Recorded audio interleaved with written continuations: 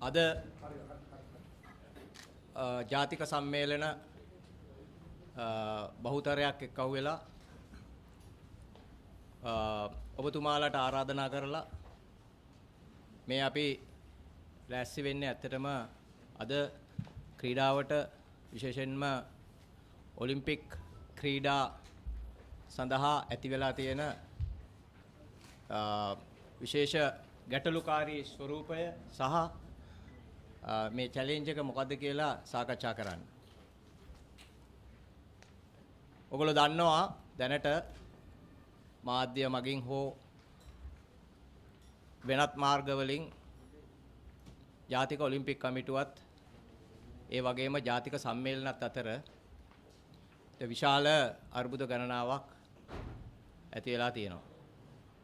අද ක්‍රීඩා සම්මේලන බහුතරයක් තාම අපේ මෙතනට එමින් පැවතිනවා. මේ බහුතරයක් ගියා සිටින්නේ මේක කෙලින්ම ඔයගොල්ලෝ මතක තියාගන්න ඕන අපිට සහයෝගය දෙන්න. මෙතන පුද්ගල ભેද පුද්ගලානුබද්ධිත ප්‍රශ්නයක් නෙමෙයි. අපි එක පුද්ගලයෙක් වෙනුවෙන්වත් පුද්ගලයෝ දෙන්නෙක් වෙනුවෙන්වත් නෙමෙයි අපි මේ සටන ගෙනියන්නේ සමස්ත ක්‍රීඩාව උදෙසා. ඉතින් මේ අවස්ථාවේදී අපි දන්නවා ඔයගොල්ලෝ දන්නවා ජාතික ඔලිම්පික් කමිටුවේ හිටපු ලේකම්වරයා මේ අවස්ථාව වන විට සස්පෙන්ඩ් කරලා තියෙනවා. අපි හිතුවා ඒකෙන් පස්සෙවත් මේක හරියයි කියලා. නමුත් මේක ඒත් ජාත්‍යන්තරය ඒ කිව්ව විදිහට ඒ සම්බාධක ඉවත් වෙලා නැහැ. ඉතින් අපි දැන් හිතුවා අපි මේක පිළිබඳව පුළුල්ව මේ සියලුම ජනමාධ්‍යවේදීන් අට අපි යම්කිසි ප්‍රණිවිඩයක් දෙන්න ඕන. මේ පණිවිඩය කරුණාකරලා අපිට සහයෝගය දෙන්න මේ පණිවිඩය ජනතාවට ගෙනියන්න. මොකද අපි හොඳටම දන්නවා මේක වැරදි විදිහට තමයි මේක ඉස්සරහට ගෙනියන්නේ. ඉතින් වැරදි ජනමතයක් ගොඩ නැගිලා තියෙන විත්‍ය අපිට තේරුණා. ඒක නිසා අපි සමස්ත බහුතරයක් එක්ව වෙලා අපි හිතුවා මේක ජනමාධ්‍යයට කතා කරන්න ඕන. මේකේ ඇත්ත తত্ত্বය අද වෙනකොට වෙලා තියෙන මේ විනාශය අපි ඕගොල්ලන්ට කියලා දෙන්න ඕන කියලා. ඔයගොල්ලෝ දන්නවා අපි 2018 මමත් ඇතුළුව මිස්ටර් සුරේන්ද්‍රන් සුබ්‍රමානියම් රැගෙන එන්න ඒ තනතුරට රැගෙන එන්න අපි ගොඩාක් කැපකිරීම කරා. වැඩ කරා. පුද්ගලිකව මම වැඩ කරලා තියෙනවා එතුමා වෙනුවෙන්.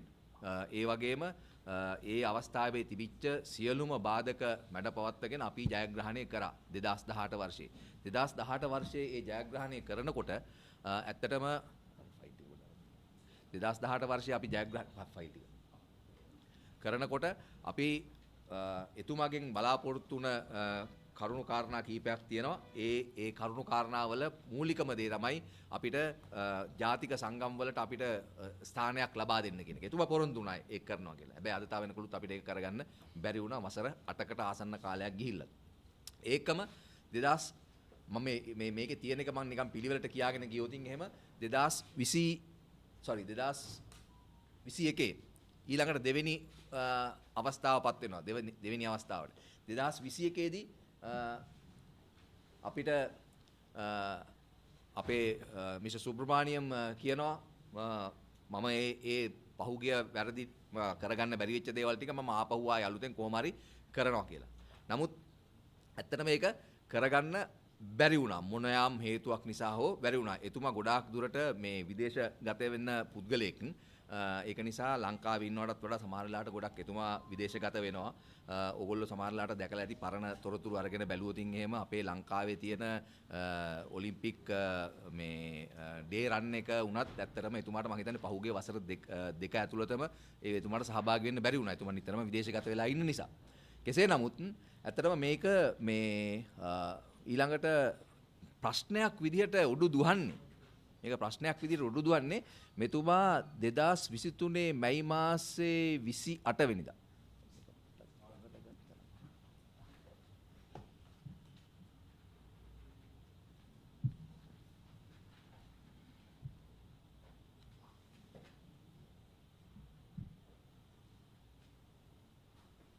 2023 මැයි මාසේ 28 වෙනිදා.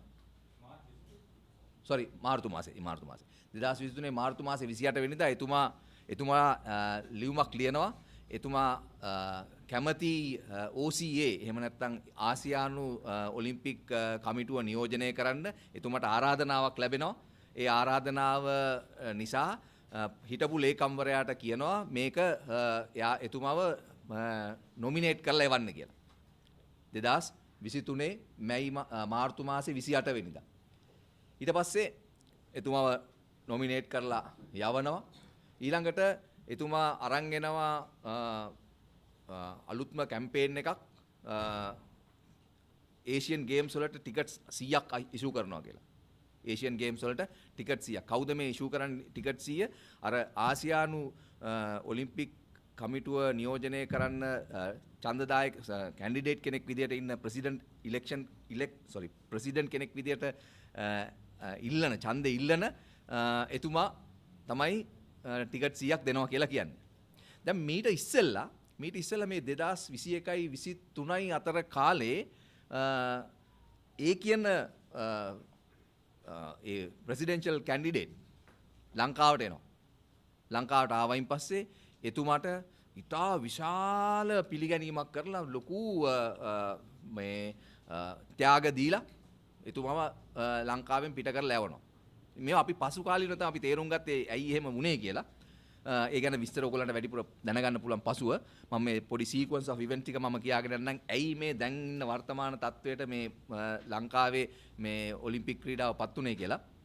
එතකොට ඊළඟට 2023 ජූනි 14 වෙනිදා මෙතුමා කියනවා මම හම්බ වුණා IOC එකේ සභාපතිවරයා. එතකොට මට කිව්වා ආරාධනා කරා ඔබ තුන්වෙනි වතාවටත් ලංකාවේ ප්‍රෙසිඩන්ට් විදියට ඉන්න ඕන. ඒක නිසා ලංකාවේ තියෙන ව්‍යවස්ථාව කන්ස්ටිටියුෂන් එක වෙනස් කරන්න කියලා. ඔන්න ඔතන තමයි මේ ප්‍රශ්න සියල්ලටම වස්තු බීජය උනේ. ඔයගොල්ලෝ හරියට අරගෙන බැලුවොත් එහෙම මේකේ එදයින් පස්සේ සියලුම දේවල් ටික ගොනු කරලා ගත්තොත් එහෙම ප්‍රශ්නෙට මූලික අර අපි කියන්නේ වස්තු බීජය ඔන්න වස්තු බීජය ඔන්න ඔක තමයි. හරිද? එතුමා ලියුමකින්ම දාලා එවනවා මෙන්න මේක තමයි මේ මට මේ කිව්වේ. ඒක නිසා මෙයා ගන්න. ඊට පස්සේ කන්ස්ටිටියුෂන් කමිටි එකක් තියෙනවා. ජාතික ඔලිම්පික් කමිටුවේ කන්ස්ටිටියුෂන් කමිටි එකේ ඉන්නවා ඒක එක නිලධාරියෙක් කමිටි මෙම්බර් කෙනෙක් මම තව එක්කෙනෙක් ලලිත් විතාන තව එක්කෙනෙක් රිටයර්ඩ් මේජර් ජෙනරල් දම්පත් ෆර්නෑන්ඩෝ. අපිට මේක දැම්මයින් පස්සේ අපි පැහැදිලිව කියනවා මේක මේ වෙලාවේ කරන්න එපා. 2018 වර්ෂයේ හරිගස්සපු ව්‍යවස්ථාව 2018 වර්ෂයේ අපි IOC එකට ලියලා IOC එකෙන් අප්‍රූවල් ගත්ත ව්‍යවස්ථාව ඒක මේ වෙලාවේ ආපහු ආයි චේන්ජ් කරන්න ගත්තොතින් ඒක ඔබතුමන්ලට හොඳ නැහැ. ඔබතුමන්ලා දැන් වසර 8ක් මේකේ ප්‍රෙසිඩන්ට් සහ සෙක්‍රටරි විදියට වැඩ කරලා තියෙනවා. ඒක නිසා අපි කිව්වා ඒක එහෙම කරන්න එපා. මේ විදියට මේක තියන්න අරින්න කියලා. එදා පටන් ගත්ත ඒ ගැටුම එහෙම නැත්නම් එදා පටන් ගත්ත ඒ ප්‍රශ්නේ තමයි අද මේ වෙනකොට මේ දිගට මේ විදිහට ගිහිල්ලා තියෙන්නේ. එතකොට ඒකට විරුද්ධ වුණා එක්සිකියුටිව් කමිටි එකේ අය, ඒකට විරුද්ධ වුණා ජාතික සංගම් වල අය. මොකද මේ කන්ස්ටිටියුෂන් එක චේන්ජ් කරනවා නම් කන්ස්ටිටියුෂන් එක චේන්ජ් කරලා 3-2කින් මේ අප්‍රූව් කරගන්න ඕන. ඒක කරගන්න අමාරුයි මොකද හේතුව මේක එක පුද්ගලයෙක්ම ඉන්න කියලා අවශ්‍යතාවයක් නැහැ මේ අයගේ. තනතුරේ අවුරුදු 8ක් හිටියන් පස්සේ මේක ප්‍රමාණවත් ඒක ඇති කියන එක තමයි අපේ මතය තිබුණේ. ඒක නිසා ඒක හරි ගියේ නැහැ. කොහොම හරි ඒකෙන් පස්සේ ඊළඟට ඔන්න පටන් ගත්තා මේකේ අර ගැටුම. එතකොට ගැටුමේදී එක අවස්ථාවක දැන් IOC ඉලෙක්ෂන් එක එනවා. OCA ඉලෙක්ෂන් එක ආසියානු මේ ඉලෙක්ෂන් එක.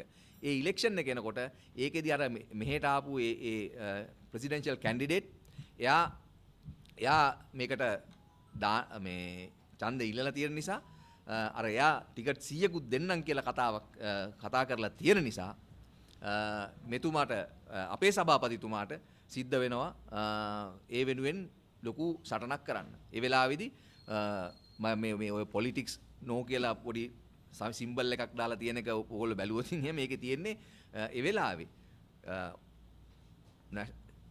මිනිස්ට්‍රි ඔෆ් ස්පෝර්ට්ස් අපේ මේ ස්පෝර්ට්ස් ක්‍රීඩා අමාත්‍යාංශයට එතුමා ලේකම්ට ලියනවා ඔයා පොලිටික්ස් කතා මේවා මනන්න එපා ස්පෝර්ට්ස් මම දන්නවා ස්පෝර්ට්ස් ඒක නිසා ඔයා මේකට මුකුත් සම්බන්ධ වෙන්න එපා කියලා එහෙම ලියුමක් ලියනවා. ඒ ලියලා එයා කියනවා ඒක මම බලා ගන්නම් මට ප්‍රශ්නයක් නැහැ. ඔයගොල්ලෝ මේකට මැදිහත් වෙන්න එපා කියලා. ක්‍රීඩා අමාත්‍යාංශයට මේ පිළිබඳව මැදිහත් වෙන්න එපා කියලා තමයි ඒ ලියන්නේ. එහෙමම ලියන මෙතුමා ඊට පස්සේ මේ අර ඉලෙක්ෂන් එක ඇත්තටම මේ කැන්සල් කරනවා. ඉලෙක්ෂන් එකට මේ OCA ඉලෙක්ෂන් එක මේ 2023 ජූලි මාසේ 8 වෙනිදා ඒක කැන්සල් කරනවා IOC එකෙන්ම ඒ ඉලෙක්ෂන් එක වැරදි කියලා. ඊට පස්සේ 2023 දෙසැම්බර් වල ඔයගලන්ට පේනවා ඇති